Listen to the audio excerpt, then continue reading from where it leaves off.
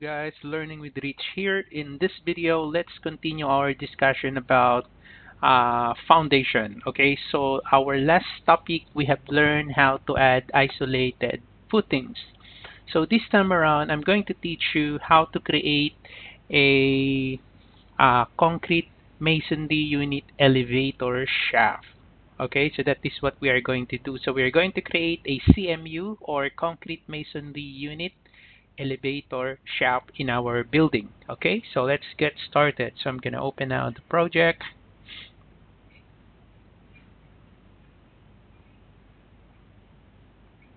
Okay, so what I'm going to do first is I'm going to open the elevation.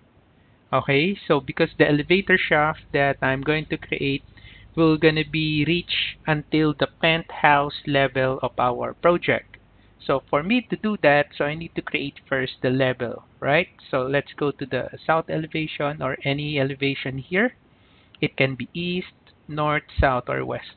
Okay, so in my case, I'll just open the south elevation. Okay, and then what we are going to do here is we are going to create level.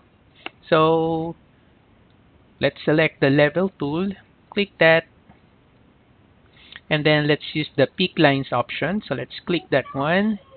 Make plan view, so that when we create our penthouse level, automatically it will create the plan view here on our project browser. Now, after I select the peak lines, make plan view, let's specify the offset distance. So let's say the offset distance is 10 feet. So I'll just type 10, enter. So that's the 10 feet.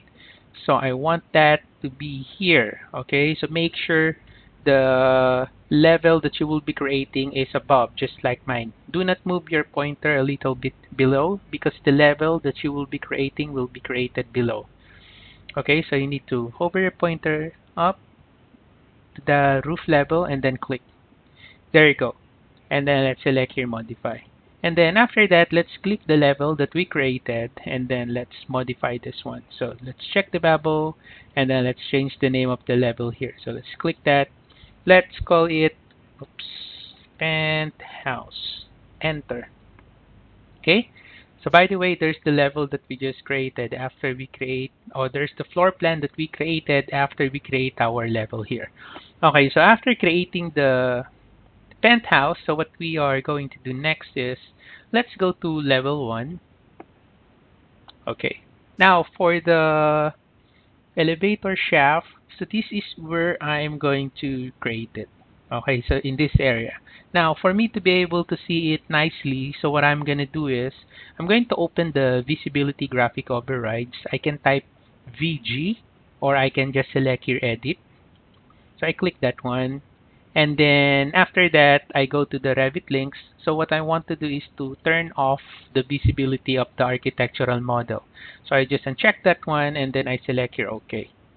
There you go. So it's now hidden. So same in the 3D view. So I'm going to open the 3D view. Okay, so I'm going to hide the visibility graphic overrides of the link. So I'll just uncheck that. Okay. Okay, because remember, the visibility graphic override, it will only affect your current view. It will not affect the other view. So if you hide the link in this view, that link is still visible in other level, okay, or in other view. Now going back to my level 1, so I'm going to zoom in this area here. Okay, so now the next thing that we are going to do is, so we are going to create our wall. Okay, so we're going to create our wall. So let's go to the structure, let's go to the wall, let's use the structural wall. Okay, and then from the type selector, I'm going to select generic 8 inches masonry wall. Okay, so I'm going to select this one. And then again, for our options bar here, I'm going to specify the location line. So for the location line, I'm gonna make sure that it is finish face exterior. So I'm going to select that, finish face exterior. And then for the offset distance, okay, so I'm going to make it 4 feet. So I select that. change it to 4. So you just type 4 and then enter. So that's 4 feet. And then for the depth, instead of depth, I'm going to make it height. Okay, so because if you are going to select depth here, so meaning to say on your current level, which is level 1, it will go down to top of level or top of footing level. Okay, so it will go down. So from level 1 to top of footing level. But since I want my wall to be until the penthouse, so I'm just going to change that to height, and then just close this one. And then for the height here, let's change that to penthouse. So when you say height, so meaning to say you will be starting on level 1 going up to the penthouse. If you select here depth, so meaning you are going to start on your current level going down. Okay, so if it is height, going up. If it is depth, it's going down. Okay, so in my case, from level 1 up to the penthouse. So that is what I'm going to do. All right. Now, the next thing that we are going to do now here is um, that's the offset. So let us now pick the corner here. That one.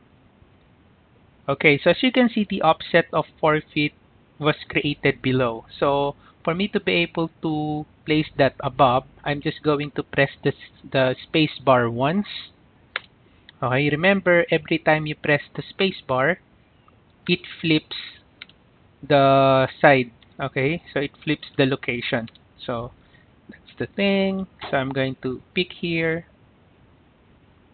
There you go. So I'm going to pick one here. Then I'm going to pick one here. And then I'm going to pick one here. There you go. Okay. And then I select here modify. Okay. So if I'm going to select this wall, so you will now see here the temporary dimension. So you call this temporary dimension. So if you click that, you see there's a temporary dimension. You can actually change the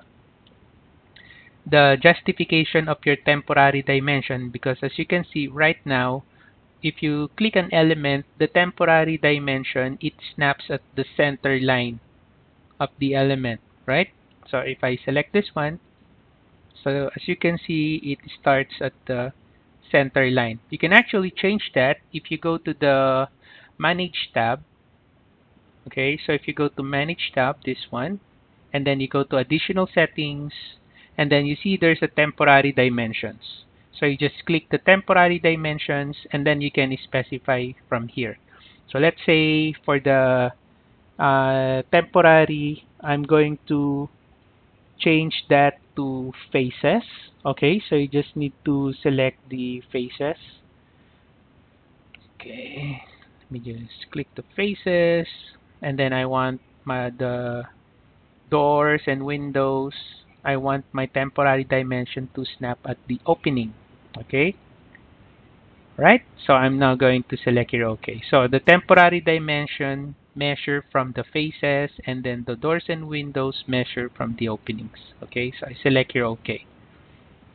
Right, so if I'm going to select now again the wall, so as you can see, your temporary dimension here now snaps at the face of your wall.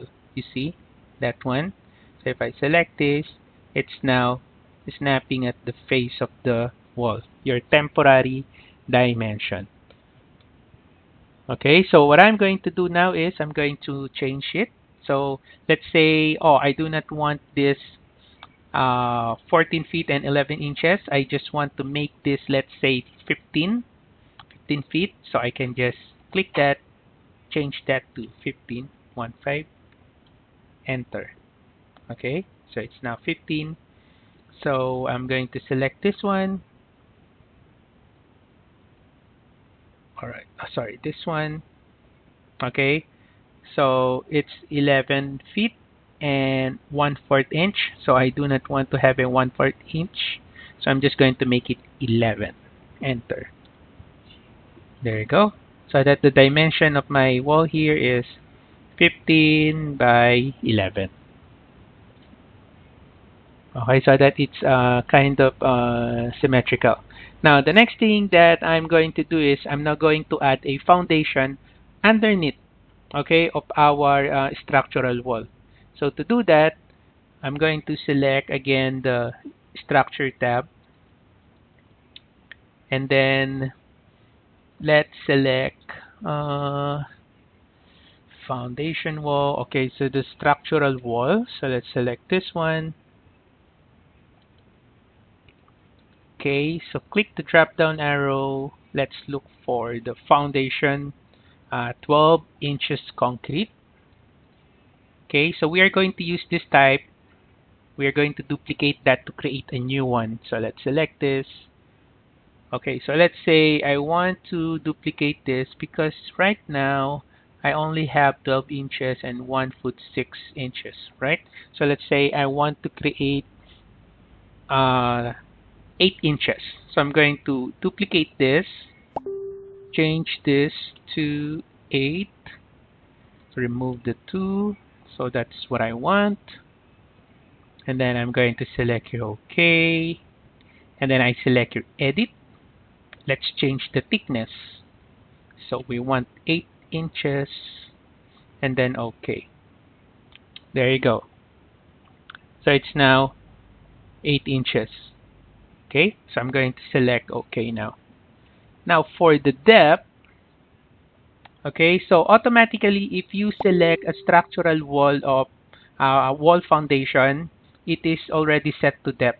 So that's the setup, or that's the setting of our basic wall foundation. So you cannot change this to height because you are creating a basic wall foundation. So what happens is it will start from your current level and it will go down. Okay, right.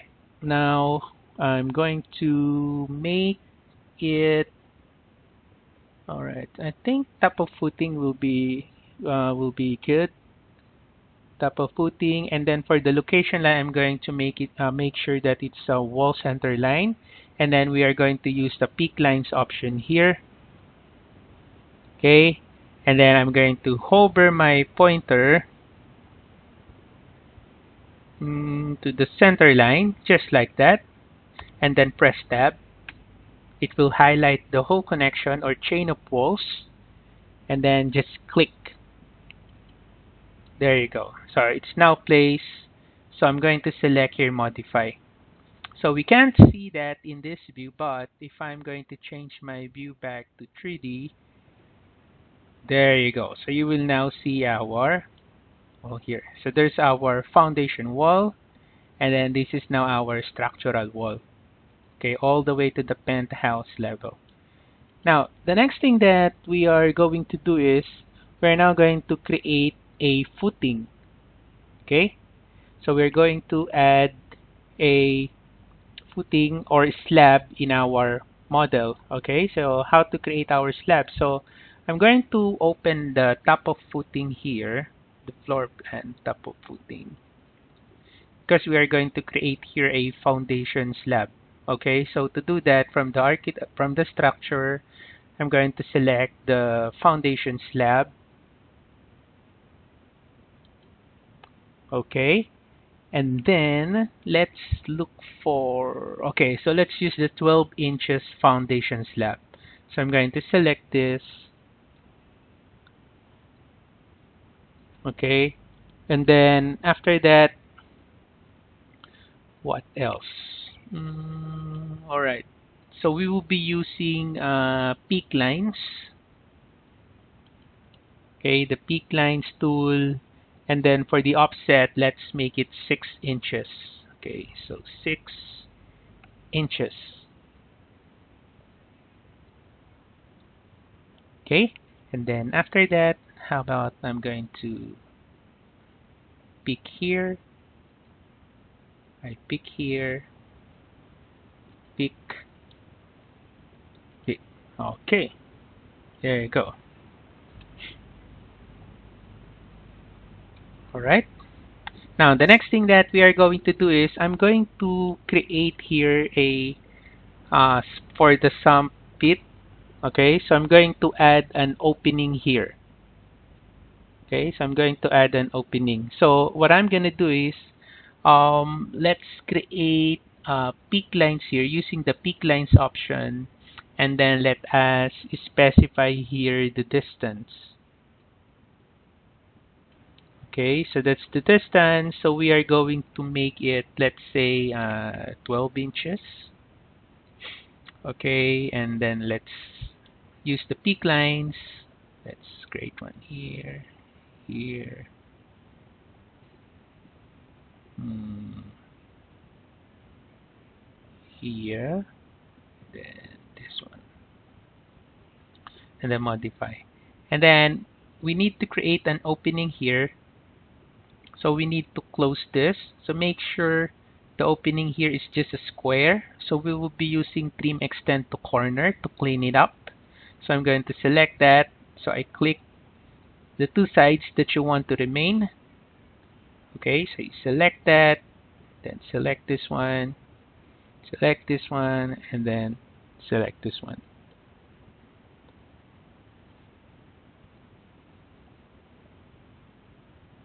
All right. Okay, so there's now our opening. That's, for example, for our sump pit. Again, if you want, you can still select that and then you can modify that. Okay, so you can change that. So instead of 1 foot, so you can modify that. So let's say you want that 2 feet. So you just click, type 2, enter. Okay. Oh, wait. I'm going to undo. So I select this one, select this, 2, enter. And then I select this one, 2, enter. There you go. Okay, and then after that, don't forget to select finish. So there's an opening. Let's say that is for our sump pit. So check, and there you have it. Okay, so in my 3D view, this is now how it looks like.